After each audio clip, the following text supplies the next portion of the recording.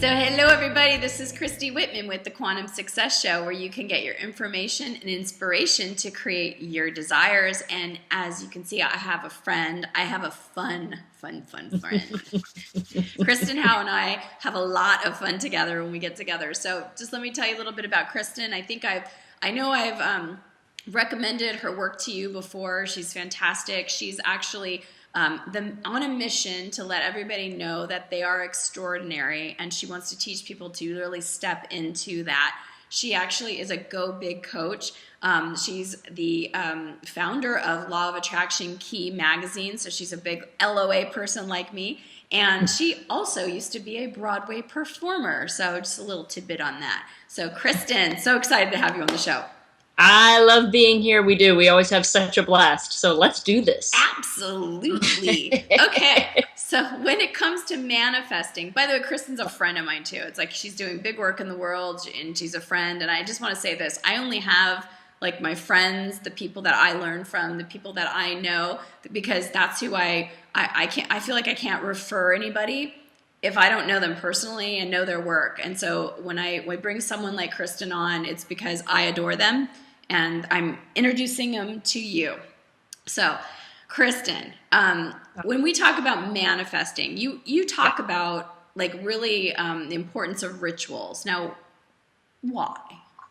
Okay, so rituals. I think this is the thing people resist with manifesting. I don't know what that is. That's when you like manifest a vest or something.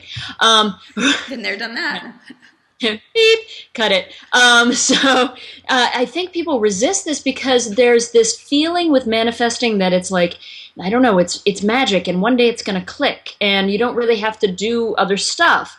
And the good news and sometimes the bad news, although I don't think it's bad news, but sometimes people go, oh, I actually have to do stuff. I have to build things in.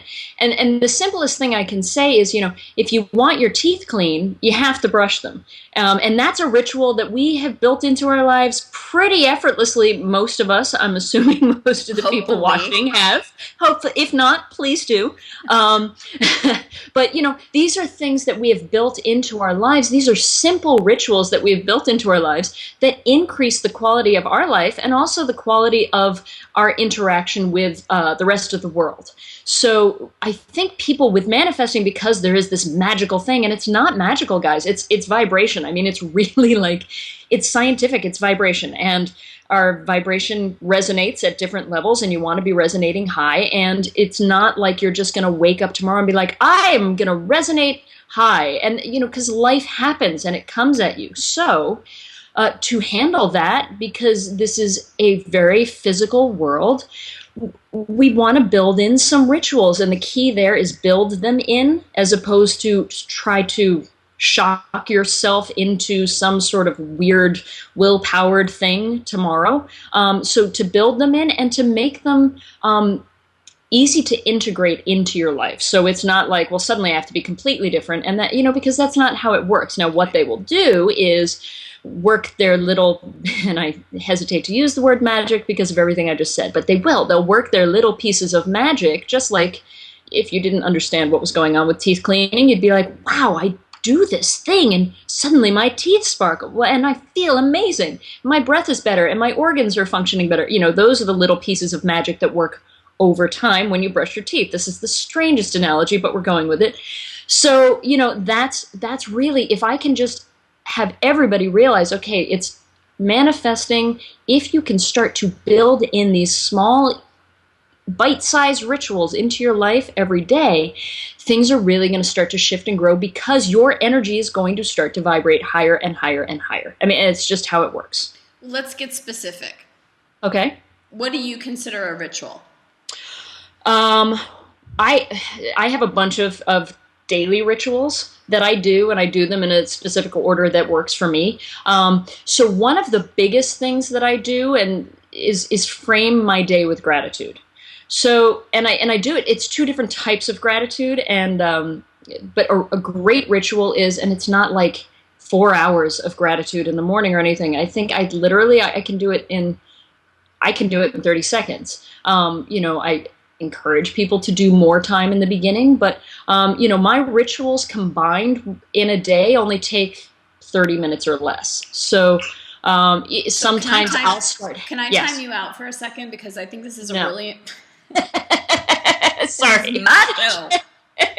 You in my house. No, I'm kidding. That's right, I am. You don't even need to ask. Oh, that's too funny. See, now you know why Kristen and I are like, okay. So my question, or my statement actually, and it's important to say this, because I think a lot of people, when you first start out, working with energy, trying to figure out vibration, trying to get all this stuff, it does take a lot more time, effort, work than when you actually get it. Because like what you're saying, I could pop into literally just feeling bliss in my body. I'm literally radiating with abundance and bliss right now in my body. And it took me less than 10 seconds, less than 3 seconds to do that. That wasn't always the case for me. I had to work on myself and learn about vibration and energy to even get to this place that I'm at. So I love that you saying that. And it's kind of for those of you that are starting out, it's like, it might feel like a lot of work in the beginning, but it's so worth it. And it doesn't take that much time and effort to maintain it. Because once you get into that, like, I'll just use abundance. Once you get into that field of abundance and you feel that energy of abundance, it's so much easier to maintain it. And then you kind of feel you're off, and then you can pop back into it easily, right? That's precisely it. And I think that's even the key is, at first maybe it seems like, when you're a kid, I'm going back to the analogy, I am, Christy. I like it. When you're a kid and your parents are like, go brush your teeth, you're like, it feels so hard. It feels like it's taking away from whatever it is you'd rather be doing. It feels like it takes forever. Like, it's just like, I can't believe you're making me do this. Now you don't even think about it. Right.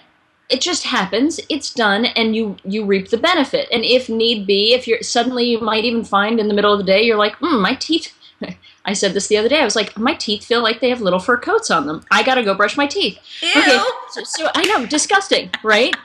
Hey, I'm sharing. But here's the key. It's the same with manifesting. There's no one that walks around completely unclogged energetically all the time.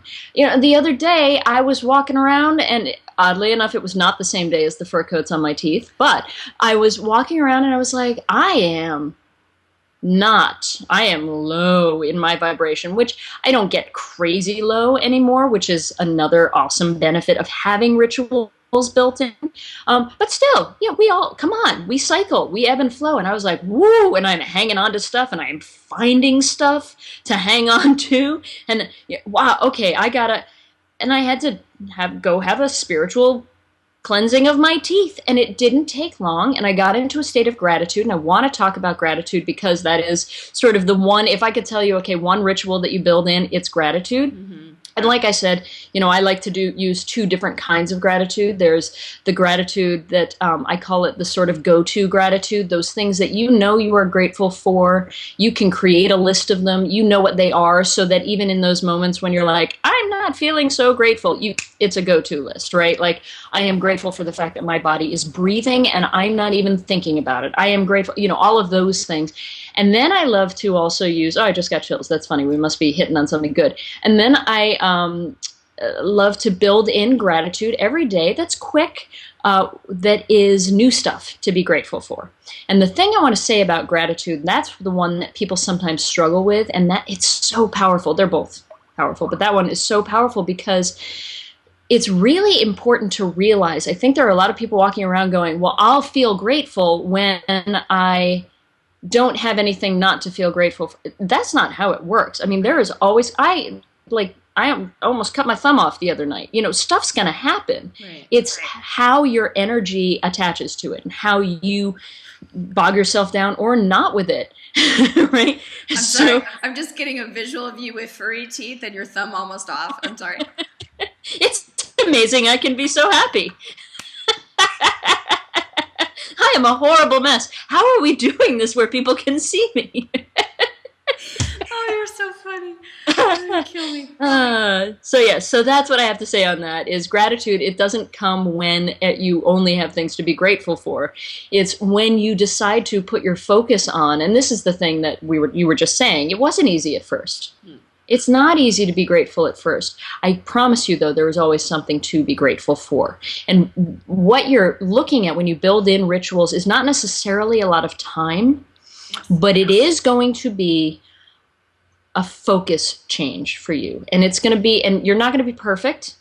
You're going to be, it's like a heat-seeking missile. You're going to be spot on at first. You're going to be so excited. You're going to be like, this is amazing, and I love this, and I'm seeing benefit. And then something's going to happen, and you're going to be like, Bert.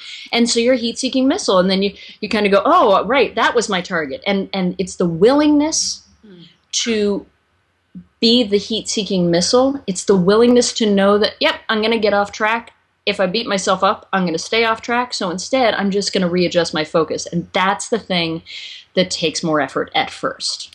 Well, I'm glad you mentioned something that I do want to touch on, because the resistance of people is like, well, I don't have time. My life is so full, literally. And I think that is true, right? Yeah. But then there's also like literally standing in line at the grocery store while you're doing other errands. You could be standing there and just being like, I'm so grateful. And then I'm so grateful because of this. I have money to buy my food. I have a family to feed. I have, whatever that is, or driving in your car, or, can you talk more on that? Yeah, absolutely. I love that you just said the grocery store one. Literally, even just standing there, look at the resource that is available to me. I don't have to go out and hunt and kill. Look, it's right here. No, maybe at this time, I am not choosing to afford the highest amount, the highest level of whatever cost meat, but I have food. I can eat. You could either choose to focus on the fact that you can't pay for the highest cost meat right now, or you could choose to focus on the fact that, wow, I can eat. And I actually, that brings up something that's really important that I want to mention. The thing I think I hear most, and Christy, you probably hear this too, I get people so mad at me on Law of Attraction Key, where they're like, everything you're saying sounds like I should just, if I get happy with where I am, then I'm settling and I'm going to accept a mediocre life. And so this is terrible, this sucks, you're awful, and goodbye. And I used to think that. I used to think, well, I can't stop driving and struggling and pushing and forcing, and the problem is sometimes that works, and so you go, oh, that's like the worst thing that can happen, because then you're like, oh, that's the way. It is not the easiest way, I promise. Exhaust yourself. Right? But it worked before, yes, but you were miserable and in so much stress. When I finally realized that for me to change the level that I was living, at which I was living, I had to get happy with where I was. It went against everything within me because it freaked me out. And I thought, well, that means I'm going to be here forever. That is actually not true. You cannot fully believe that until you live it. But what I can say is this, and this is the realization I had. I looked around and I thought, I am miserable right now. And I am trying so hard to force something else to happen, and I'm so scared of being happy with where I am because I might settle for this for the rest of my life. Yet, if suddenly I figure out a way to be happy where I am, even if, worst case scenario, things don't get better, didn't things just automatically get better because I was happy? Isn't that the purpose anyway? And then my brain went, oh my God, this is all that matters. I'm in this terrible apartment, but I can see the sunset. And that's when my focus shifted. And that's actually when I started building in rituals, because I was like, well, I'm not good at this yet. Kind of suck at it. So I got to remind myself, and I would set alarms during the day, anything to sort of get me back on track, because it's easy to get off track and not realize it because we live there for a lot of our lives. So the mediocre thing, the settling, the fear of getting happy where you are, please, everyone, just, if there's any part of you, I get it if you're in resistance to this, that's totally cool. If there's any part of you that's hearing the part of, yes, but even if the worst thing that happens is you get happy where you are currently miserable, that's life-changing. Exactly. And it's working with the law of sufficiency and abundance. If you're coming from a place of being satisfied, that's the doorway through abundance. You can't get there from a place of lack, so your point of attraction can't change. Exactly. Ever. You're right. Ever. Yep. So yes, that's what I have to say. I like what you have to say. You're all right in my book, kid. We have fun. Yes, we do. Yes, we do. So you would say gratitude is your most important ritual? I think it is, and I think the reason it is because it's the least complicated. And that can also, sometimes that makes people go, burr, that like pushes buttons and gets their fur up. But if I've got other things that I build in, like my intention for the day and a review part of my day where I really look back and I'm, sort of reviewing things with that. That stuff is great. And that's why I suggest you build things in, because even with what I do, I build it in. I don't give you, I'm not like, here are all the rituals I suggest, because you need to start to build that foundation. You can do it really quickly, but gratitude to me, even if it feels like it's the hardest, it's actually the easiest. Because when you actually give some focus to it, you'll start to find, everybody can find something. Even if begrudgingly, they're like, well, yeah, okay, so fine. I hate where I live, but I do have a roof over my head. Or, God, speaking of being happy where you are, I met a homeless guy the other day. Cool guy. He's in our area. He rides around with one of those carts attached to the back of his bike, and he has 3 cool dogs in the back of it, and they have the best energy, all of them. And he and I were talking one morning, and he looked at me and he said, and I thought this was the coolest example of someone choosing to be happy where they are. And he said, yeah, I'm always moving. I think that's part of the reason why I live outside. And I walked away, and it didn't even strike me. And then I walked away and I thought, that's how he's interpreting being homeless. Right. Is that he's choosing to live outside, and he's choosing it because he's always active and he has these dogs. And I thought, well, my God, if there is not a better example of someone that has just found peace and joy, and I guarantee you, things will shift for him if he even wants them to. He seems pretty happy, right? But I thought, what a cool thing. If this guy can find things to be grateful for, we can all find something to be grateful for. Yes, so it is the easiest. Yeah, and I want to say this too. When you're in a really crappy, pissy mood, it's a totally different vibration than gratitude. So don't expect yourself to go, God, I hate my life. Oh, I'm so grateful. So it's a different vibration, right? So kind of it makes sense why it's not, I can't find it. It's like it doesn't. But if you keep the focus, like, okay, I'm searching, I'm scanning, I'm looking at what am I grateful for?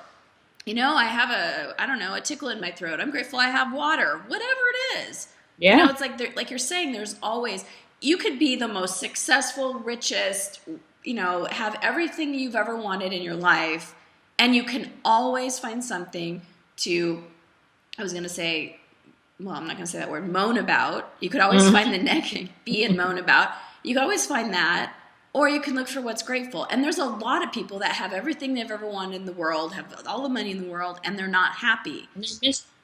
And then, like what you're saying, this man has nothing, and yet he's joyful, he's happy. And being a homeless person doesn't mean you have to do, like what you were saying earlier, oh my God, if I'm, allowing myself to be happy, it means I'm not going to grow or, create the things that I want to. It's all a deliberate choice. Yeah. But my point is that there's always things that you could look for that are good and right, or bad and wrong. And it doesn't matter how old you are either, because, like at dinner time, our ritual with our family, with my kids, excuse me, is when we have the food on the table, everybody goes around and says something they're grateful for. And my kids are 4 and 5. And so it just starts the meal. It allows us all to come together. So I love that you're saying you're not asking people to take 2 hours out of their day to go and be in a cave and meditate. It's not life. It's not realistic. You're talking about being at the grocery store and paying attention to your thoughts and looking around and finding the gratitude. You're talking about literally before you're about to drift off to sleep, letting your last thoughts be. We're going to have them anyways. We're going to have these last thoughts. Why not deliberately choose them to be ones of, wow, today was a good day. I got a lot of love from my kids. I really had a success in my business. I really got to connect with a really cool chick on Skype. That kind of stuff. You know what I'm saying? It's like, we're going to do it anyway. Might as well focus on what we want and continue to grow more of that, because the last thoughts that you have before you go to bed, it's going to be better dream, net sleep, and then you're going to wake up in a better mood. Yeah, you pick up where you left off. And I love that you said that. And first of all, I love that you're building gratitude into your kids' lives already. That's, no surprise, but it's fantastic. Even, you said something about some of why it feels so jilted at first and like, is because we think, and I somehow this is the interpretation that's come about. So I want to dispel this myth right now. We think that, okay, we're feeling terrible. We're just in a bad, and it happens to everybody. We're in a bad mood and everything feels bad. And we think that in order to get this vibration thing right and this manifestation thing right, that we have to turn on a dime and become in the most glorious state of being ever, where everything is lollipops and roses. And it's like, you are not Glinda the Good Witch. You do not, that's great if you can get there. I just see you throwing your head back. That's awesome. But if you can just find a slightly better thought than where you are right now, slightly, it could even be, as you're drifting off to sleep. Well, what if you had a crappy day? How can I find gratitude? Well, you could have gratitude for even despite everything that went blah today, I am still here. I survived. Literally that. I got through it. Or, you know what? I got through it and I wasn't quite as cranky for quite as long. Who cares? That's something to be grateful for, because the universe doesn't care what you're thinking about anything in particular. It just cares where you're vibrating. So if you can stop trying to go from 0 to 60 and allow yourself to go from 0 to 5 and then 5 to 10. So many of us are staying at 0 because we think we have to go right to 60. Right, exactly. And people laugh at me because they're like, oh, Kristen, you're the go big coach. And I'm like, yeah, but you go big by taking small steps that build momentum. Yeah. You can go big so fast by doing that. Yeah. Because you're actually moving. If you're waiting to move until the right thing or everything is perfect, get used to not moving, and I think, so give yourself permission to take smaller steps, because I promise you they will snowball into massive momentum so fast. You'll be like, whoa, how did that happen? That's, it's your life. Words of wisdom, ladies and gentlemen, words of wisdom. Yeah. Kristen, I love you. You're amazing. And for all of you, my family that just love Kristen as much as I do, there's a link under the video. So go ahead and follow that link. Click on that link, because Kristen has a nice little free gift for you. So she will be giving you that gift on the other side of the link. So I am so grateful for you. And I'm just going to do my gratitude. I'm grateful for what I get to do in the world, because the people that I get to interact with, and the fact that I met you through doing what we do. And I just think you're one of the coolest, I'm not even going to say woman, coolest people on the planet. And I just adore you, and so grateful that you were on the Quantum Success Show today. I am so thrilled, and you are just the bomb. So thanks for having me on anytime. And yeah, what you're doing is magnificent. So keep doing it. Thanks, Kristen. Mwah. Bye. I am the artist of my painting. I am the driver of my car. I am the director of my play. And baby, I'm the star cut. Are you ready to have it all? When you pre-order your copy of The Art of Having It All today, not only will you get instant access to the digital ebook version that you can read right now, but you'll also get access to over 102 other celebrity interviews where they share their secrets on how they created a life of having it all. Click the link below to discover how you can start having it all right now.